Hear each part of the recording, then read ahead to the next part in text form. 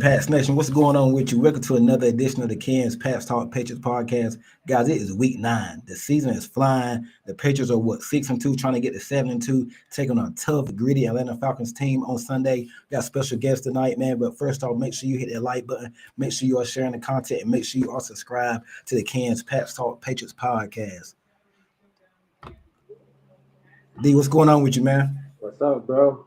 Hey, going great, man. It's week 9, man. Week 9. Let's go ahead and let our guests in for the night. We got Berto from the 95 North Falcons Talk Show. What's going on with you? Man, everything is lovely, man. Appreciate being on the platform. Appreciate the invite, man. I know we chopped it up early on in the year. You had reached out, and the time is here. Like you mentioned, man, this season is flying by, sir. Week 9 already, man. It's crazy, man. We're already at the midpoint. Falcons, tough team. We just beat the Browns. What was it, 32-13 the final score, D? So we ain't gonna talk too much about that. We about to move on to the Atlanta Falcons, man. First off, let everybody know where you're from and where they can find you at. Yeah, man. So it's your boy Berto, host of the 95 North Falcons Talk Show on YouTube. I make my way around through the NFL circuit. Work for Bleacher Report. Also work for Roundtable Sports exclusively every Tuesday night at 8 p.m. You can find us there, man. NFC South Roundtable. It's where it's at, man. We're just trying to keep busy, man, and just keep pushing this good content out. Tough matchup this week. My Falcons take on your beloved New England Patriots, and it's a little funny because I'm in New England, so it's harder for me being in these parts, bro. Bro, I asked you pre-show. I said, "How the heck is you in New England and you are you're not a Patriots fan, you're a Falcons fan." But you can say the same to me because I'm in North Carolina. I'm not a Panther fan. Yeah. So it's just crazy, man.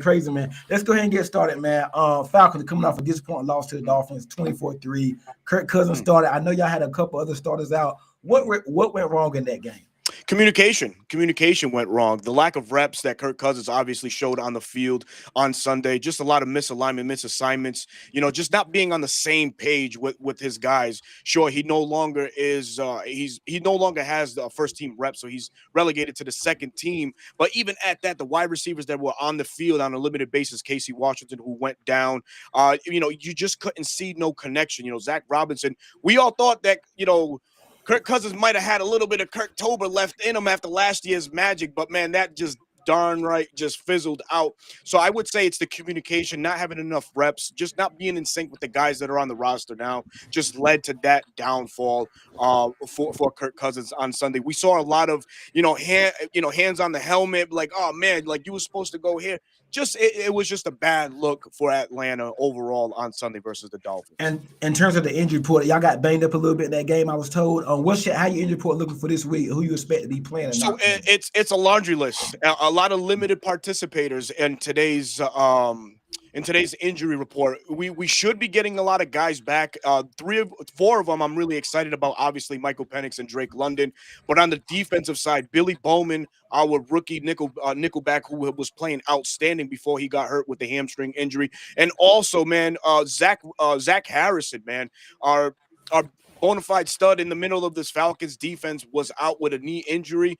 We hope to get him back. They did question him as training camp was finishing. Are you going to play on Sunday? He says that's the plan. Right now, Zach Harrison is the leader amongst defensive tackles in pass rush win rate.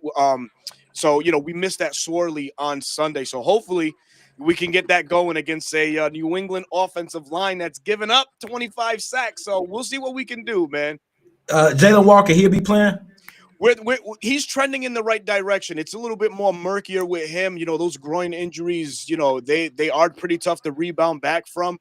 We had our own pass rush maven in the back back in the day with John Abraham, and he was notorious for those soft tissue injuries. As you gotta take your time with them. When you ready to come back, that's when he should be allowed to come back. Don't rush anything. And far as that, did you got the injury report for the Patriots? Yeah. I know I see Ramondre Stevenson. I don't know if he's not out tomorrow. I'll start running back. Probably ain't gonna be out there. Christian Barmore, he was upgraded to full. Garrett Bradbury with toe full. You got Stephon Diggs back full, and said Morgan Moses and Kyrus Tonga. So it look like they should be playing. D, you can go ahead. You got anything for him? Yeah, my question was for like I was telling my boy Ken, like y'all offense on paper, like skill position wise, like y'all should be like a top 5 scoring offense in the league. And man was discussing like what's the problem with that? Sorry about that. Like what's the problem with that? Is that like you think that's a coaching thing or quarterback thing? Like I don't necessarily think it's a quarterback thing. We got to keep in the front of our memory, right? Michael Penix is starting his 9th or 10th game in the NFL, and everything has looked good for him. Yeah, sure, he has his inconsistencies, his moments, but I put it more on the coaching and how Zach Robinson can really bring out the best out of Michael Penix Jr. You know, this is a young man that came from a spread offense in the University of Washington, and Zach Robinson, kind of lied to us in the training camp process, saying this offense was going to open up. You're going to see different things. Thus far, it's looked a shell of itself from last year and too predictable. That's the notion going around the NFL, that this Falcons offense is way too predictable. We run exclusively out of the pistol, right? And, a lot of people have issues with the pistol. That's, the quarterback lined up in the shotgun form with a running back immediately right behind him. So, you can do a lot of things out of the pistol. It's just Zach right now, he's not showing any range with his play calling whatsoever. It's kind of it's predictable. That's exactly how the best way that I can put it. And to piggyback on that, like we wasn't like discussing. Me and him both agreed, like it got to be a coaching problem. That offense, you got B. John Robinson, he went top 10. Drake London top 10, Pick top 10, and with the Patriots, we struggle with tight ends, guarding tight ends. Do y'all have any other tight ends besides Kyle Pitts or? So yes, so Kyle Pitts, obviously, the main guy, but we have Charlie Warner, a UGA Bulldog tight end. What his primary assignments are to block. We use him a lot as a lead block, as that hybrid fullback in our system. We don't really send him out as a pass catcher. We may surprise you every now and again, but it's been so seldomly used in this Falcons offense. He's more primarily the blocker. We also have Tegan Quarantino, who has filled in, but he hasn't seen any snaps or any throws, anything going his way thus far. It's been primarily Kyle Pitts and Charlie Warner at the tight end sets. In terms of B. John, I want to ask you about the run game again. I mean, y'all got probably a top 5 run game right now, and when that run game is going, I mean, the Falcons are tough to beat. What's going? I mean, what is it? Y'all just don't travel on the road? Do you think y'all in that dome? Y'all play lights out. Y'all beat the Buffalo Bills. Y'all went to Minnesota about a month ago. Y'all beat the Vikings. You think y'all just don't travel well? There's something about on the road. Is the quarterback? What you think is going on? With the road so I think, honestly, I think it's the word that's being used around, right? It's the predictability within the offense, right? So obviously, when you start off as good as you did, especially like you highlighted that Minnesota Vikings game, right? We ran 12 personnel, 87% of those snaps, during that game, which led to the domination on the road against a Brian Flores led Vikings defense. We rushed for well over 200 plus yards. The thing is, when you start stacking up images or tape, footage, whatever on that, teams they hunker down and they see the nuances to this Falcons offense, and they've studied it so well that they know that when X player is in motion, it's a run to that side, because again, the coaching aspect of it and not being creative whatsoever.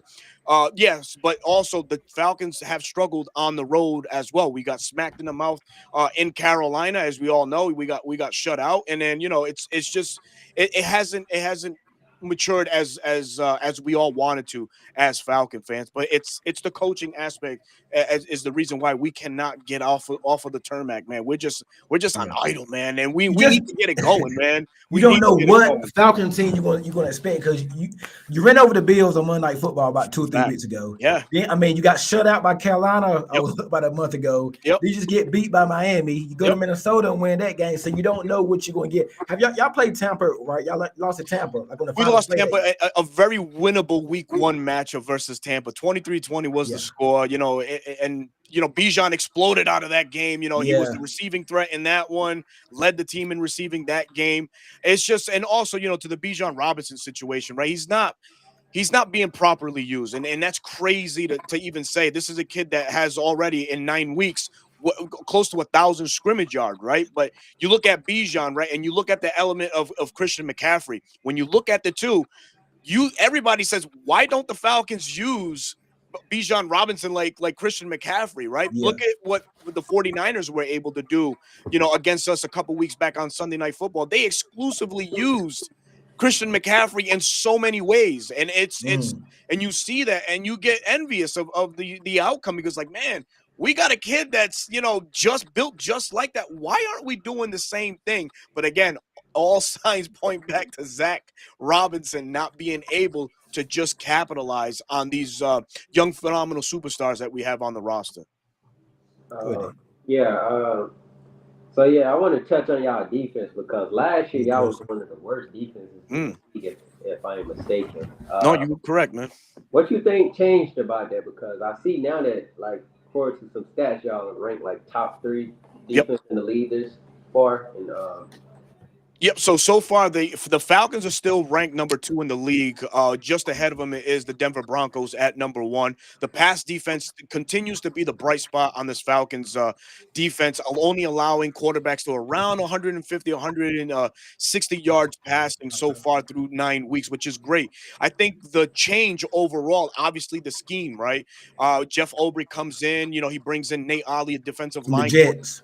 Yeah, from the Jets, right? And you guys know a thing or two about him. And Jeff Obrecht, he's an aggressive play caller. He's an aggressive coach, right? He was like that as a player, as a linebacker for the 49ers. And he brings that mentality to Atlanta. And I think a lot of the players bought in early on.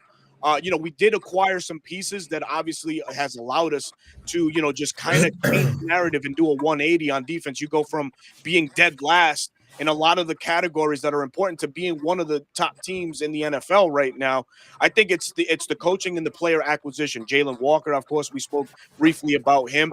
He hasn't made the impact that we all have been wanting, being the 15th overall picks. Obviously, injuries are hindering him. James Pierce Jr. still, it doesn't reflect on the stat sheet with the sacks. He only has a half. I was just about to ask you about him. Yeah, but he does affect the quarterback. I think a lot of the interior pressure that's been allowed, it's because James is getting around the tackles and having the quarterbacks move in the pocket. And in the middle of this Falcons defense, of course, Brandon Dorlus, Zach Harris, and Rucka these guys have been able to win their 1v1 matchups and get to the quarterback. So I think it's a combination of just good coaching and finally the players that we've acquired in the past, buying into the system and proving that this is the system that they need to be in.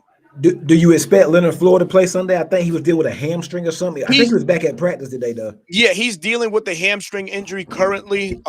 He's been okay, not as effective as we've wanted him to be. He only has 1.5 sack thus far. But we will see. And the thing going around Atlanta is next man up, right? If he can't go, then we gotta rely on Arnold Ebiketie, number 17. And of course, it puts more pressure on James Pierce Jr. because obviously the double teams and the wham blocks, those come into play to take him out of the game plan. And there goes the pass rush, right? What would you say the weakness is of your team, whether it's offense or defense?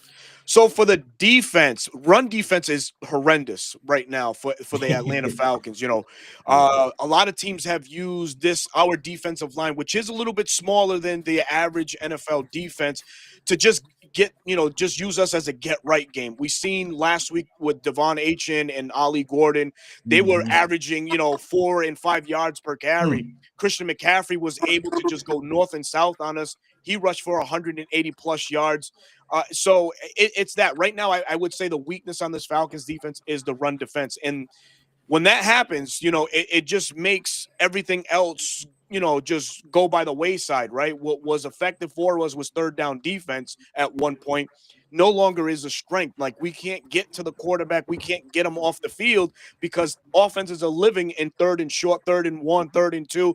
And it's just a shoe in for a first down. The defense gets gassed. So long story short, it is the run defense right now for these Atlanta Falcons. Okay. What's some key matchups you're watching for on the offensive side and the defensive side? So for the offensive side, I just mentioned it, right? It's the run game, right? And I know that Travion Henderson and Romador Stevenson, Drake May, that's your engine right now, running the ball, right? It's a chess game. Well, the last couple of weeks, Yeah, for the last couple of weeks. And it's a chess game, right? Does Josh McDaniels really want to test the number 1 rated, passing defense? Or does he look and go, all right, you know what? We've seen teams have success. Let's get the run going to set up the pass, to loosen up, some of the looks that Atlanta may give them.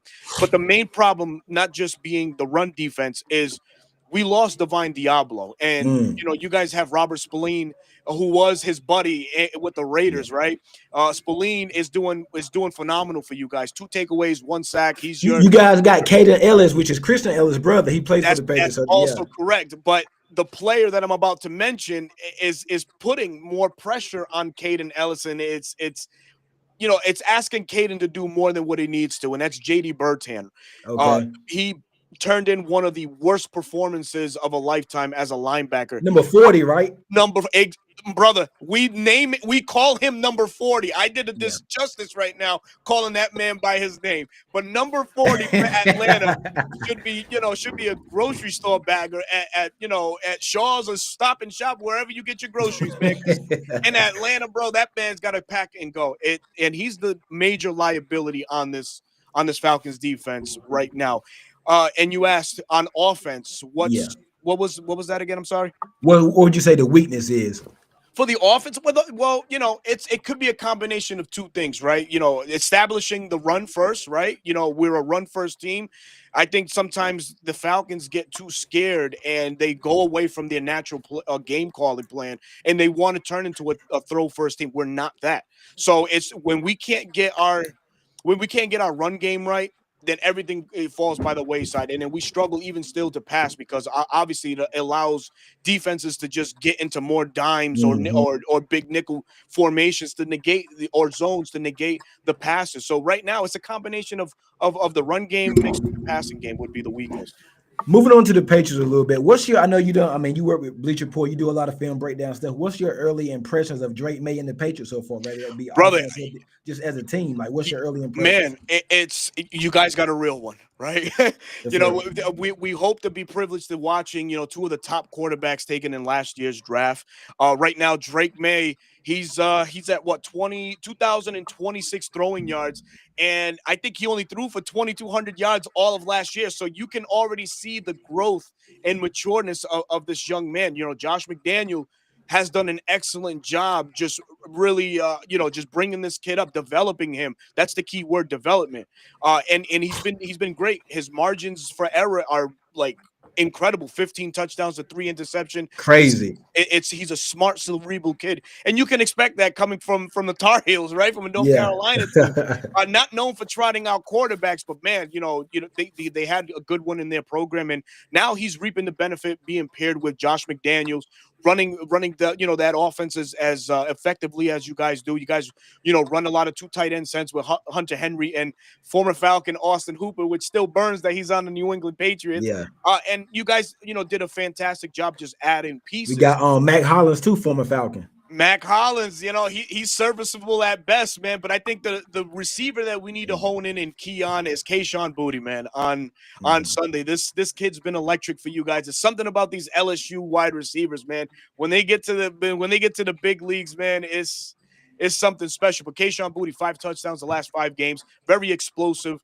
So that's something that we need to contain, right? The Falcons have done, in my opinion, and it could be biased, but a great job not allowing, the big plays over the top of their heads, right? Yeah. One of the better teams in the NFL at negating that. So it's going to be a tough matchup on Sunday in that How you regard. feel? And y'all play mostly man, right?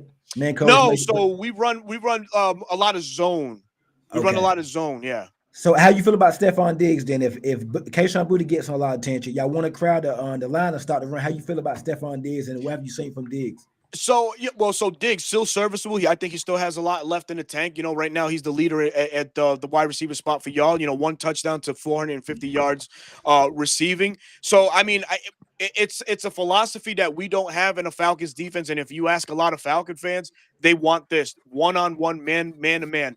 And I would strap AJ Terrell on Stephon Diggs. Now, will that happen?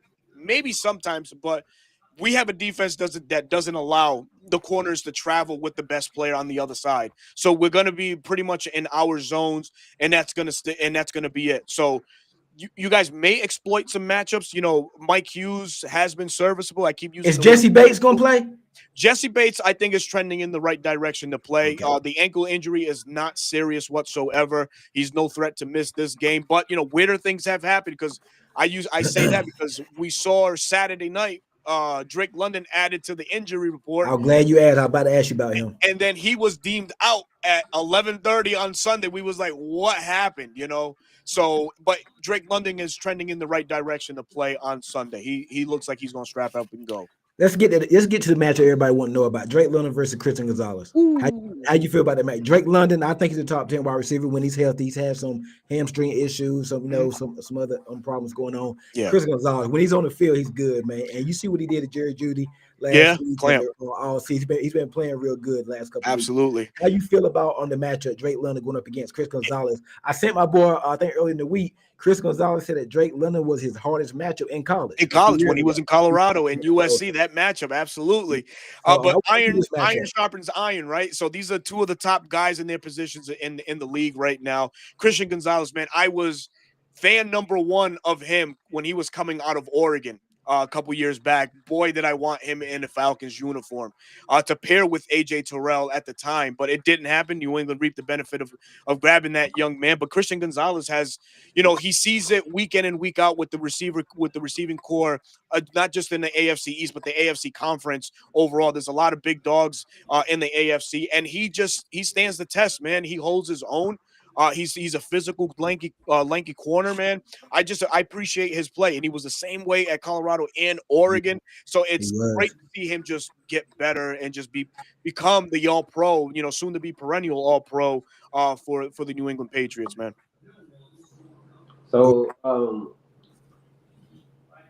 I know Ken just asked you what's your early impression on the Patriots overall, but I wanted to ask you about our defense if you've been watching some of that. We are known for giving up a touchdown first drive. I think 6 out of 18 scored on the drive against us this year. What you think, if you've been watching any film or anything like that, what you think about our defense? Or whatever. Yeah, so you can tell that Mike Vrabel has this team playing the right way. It's going to just take time to, actually buy into the system that he's bringing to the New England Patriots, right? We're seeing resurgences from guys like Kayvon Chason, a guy that was an afterthought in the league, leads the team in sacks with 5.5. You guys dropped the bag on Milton Williams in the offseason, and it's playing major dividends because he plays good off of Christian Barrymore, plays good off of Chris Tongan, and you guys have the right collection of bodies in the middle of this defense. I think if anything is susceptible on this Patriots defense is their linebackers, and I know I just spoke highly of Robert Spillane, the guy that you guys signed from the Raiders. He's the one mainstay. Anthony Jeffries, he's Jennings, excuse me, he's doing his thing, but I think there is a matchup exploitment there if it's called upon, and on certain sets, in 12 personnel or even 11 personnel, he might have to, kick out and just go man to man with a guy like Kyle Pitts or a Darnell Mooney if we're shifting him on his side. So there's things, there's things about this New England Patriots defense. While the defense looks good on paper, there's still work to be done. I'll tell you this, you mentioned about giving up a touchdown or two. That is absolute fact. Red zone defense is at the bottom of the league right now. You guys allow, I think 70% of the trips into the red zone just to be the points that need to be had. But overall, I think it's a unit that's heading in the right direction. Maybe you guys going into the bye. Or no, did you guys have a bye already? Or you No, guys? we got the last bye. We got The last bye. I Okay. buy until like another 3-4 more weeks. Okay. But overall, as it stands now, this Pats defense, it's up and coming. It's up and coming right now. Just a couple more things before we let you go and before we do our No. predictions. Michael Penix, what are your early impressions? I know it's a short season right now. He didn't play a lot last year. Because I'm assuming Penix gonna start Sunday. I mean, he's probably gonna start Sunday. Or go ahead. We're bracing. We're praying for that. He looked good. He looked good in practice. What's your gut feeling right now? You think he starts? My gut feeling says that he starts, and this is the thing for me, right? You start a guy that's not actually ready to start, spells doom for the Falcons, right? We need everybody to be healthy because it's a long season from this point on. We've already had our bye, and you don't want to risk injuries, right? At 3-4, one more loss. We could be staring at, being sellers at the trade deadline. There's a couple pieces that we may, need to part ways with. But right now, my early assessment of Penix, it's mixed, right? There's things that he does well. And there's things that he needs to work on. The things that he needs to work on, I think, are much of the things that he needed to work on from college translating into the pros, which is his footwork, his throwing mechanics. Sometimes the ball just sails away from him on easy completions, and it just doesn't happen. A couple weeks ago, he had a clear completion to Drake London, but just overthrew him by a mile. Those are things that, you want those back. You want him to, hit the books and be like, all right, I need to settle down in this moment because I know my guy is going to be there. But overall, I think Penix has a grit and just a dog to him that we sorely missed at that position. Obviously, moving from Kirk Cousins, which is a whole different dynamic of a quarterback, right? Yeah. But they're categorized the same as pocket passers. But the fluidity, the movement, Michael Penix has that better than Kirk. We just need to see that a little bit more going forward. But I think sky's the limit for Michael Penix, and this kid's going to turn out to be a good one for the Falcons. Yeah. A little bit off topic. Who's your MVP? Who's your MVP right now in the league? Of the league? Of the league. Woof. Give me top 3 candidates. Man, that's a good question. That's a real good question. Because I haven't really given it that much thought. But obviously, if I had to start at number 3, you look at the kid that we're playing against. It's Drake May. Yeah. Okay. Drake May he's been balling, man. 118 passer rating. Just being as cautious as diligent with the football. 15 TDs, 3 INTs. A couple other guys. Got to throw in Baker Mayfield, right? I hate to say that because he's in our division, but Baker Mayfield, he's balling. He's balling, point blank period. You got to give him his flowers. And right now, the clear cut number 1. It's tough to say, man. Probably Mahomes, probably. I'm over him, man. I'm so sick of him, bro. I think Mays won. I mean, I ain't been biased. Yeah. I tell you right, I ain't no biased fan, but when you see my prediction, you might really say I'm not biased. But I got you. Yeah, I mean, I guess you could throw Mahomes' name in there. It looks like the Chiefs are rebounding and getting right.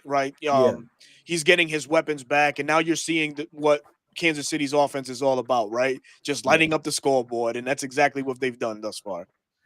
All right, bold prediction for Sunday for the Falcons.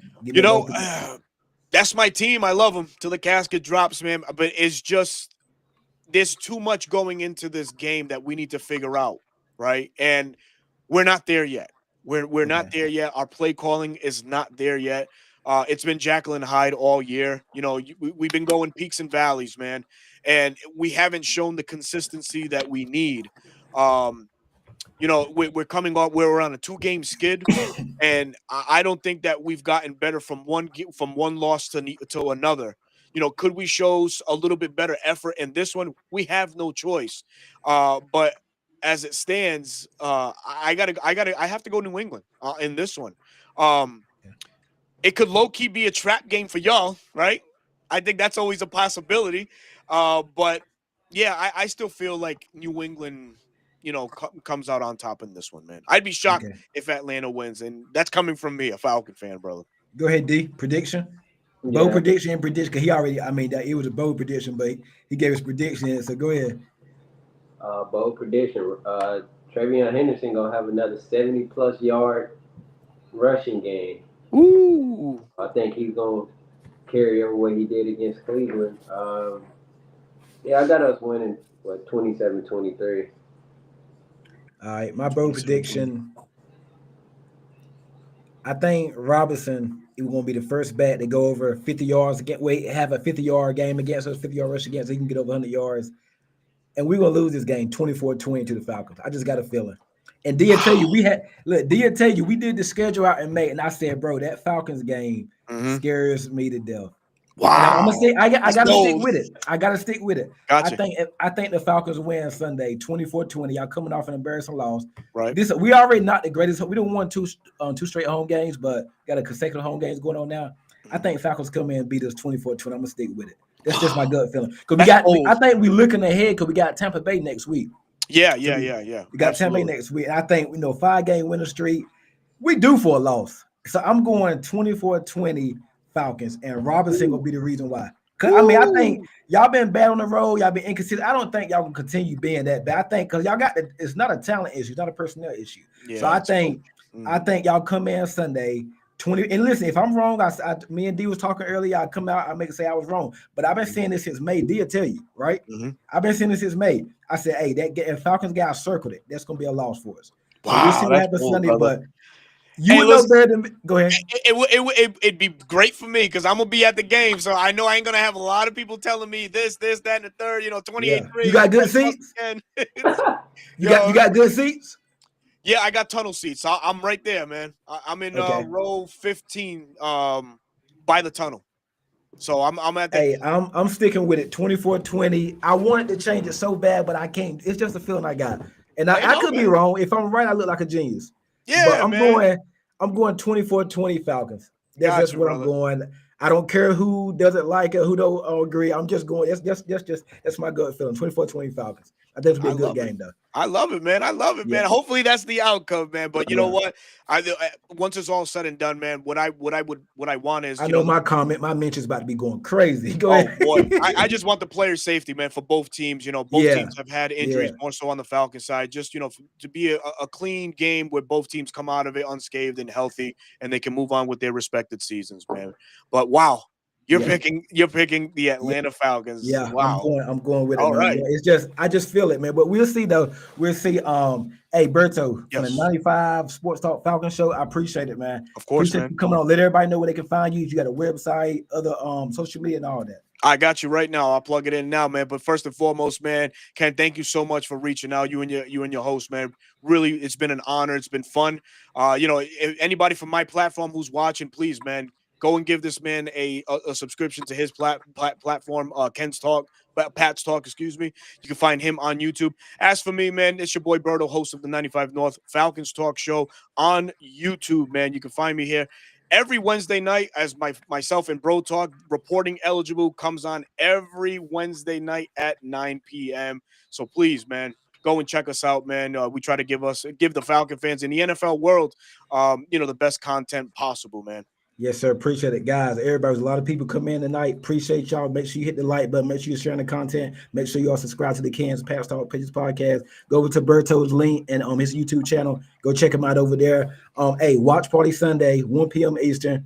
We got to beat these Falcons. I don't think it's going to happen though. So I'm going. I'm sticking with my score 24-20. Hey, my comments about to be going crazy, but I'm preparing for it though. That's all good, man. In this business, you got to be bold and you got to stay with it. And that's what I'm gonna do. Hey, that's true.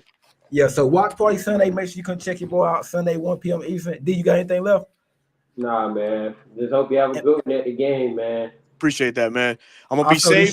this show is powered by the Absolutely. Sportsline Media, so make sure you guys go over there at www.sportslinemedia.com. Go ahead, Berto. Yo, no, I'm just he mentioned about being safe and then just enjoying the game. I intend to do all the above, man, and just bring the Yes, energy, sir. man. Hopefully, my energy brings us a W, man. We'll see. Yes, sir. Yes, sir. Appreciate it. Hey, we're gonna get up again, man. Appreciate it. Absolutely, hit my line. You got it, man. Yes, sir. Go Pats. All right, gentlemen.